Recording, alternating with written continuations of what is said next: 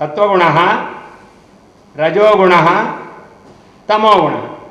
మొహమాటం ఉంటే మనం ఎలా అంటాం? బాబు దయచేసి మీరు మొహమాటం లేకుండా వింటున్నాం కదా మేము అనకూడదు అనుకోకండి. దయచేసి గట్టిగా అనండి. గట్టిగా అనకపోతే మీలో మీరు మాట్లాడుకునే అవకాశం వస్తుంది, లేకపోతే మౌనం అనే అభ్యాసం అయ్యి చెప్పడం అనేది వెళ్ళి రాదు మనకు. కాబట్టి ఏమేమి గుణాలు? త్రయ గుణా. ఏక గుణ సత్వగుణ, ద్వితీయ గుణ రజోగుణ, తృతీయ గుణ తమోగుణ. విశ్వం సర్వం సత్వరజస్తమోమయం. విశ్వమంతా కూడా సత్వరజస్తమో గుణమయమే. ఈ ఎరుపు కనిపిస్తోంది, ఇది రజోగుణం. అత్ర శ్వేతత వర్తతే సత్వగుణ.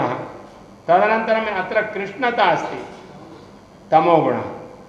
పేర్లు పెడుతున్నాం. ఎక్కడ ప్రకాశం ఉంటుందో సూర్యస్య ప్రకాశ అస్తి సత్వగుణ, ఛాయా అస్తి తమోగుణ, మధ్యే అస్తి సంధ్యా రజోగుణ.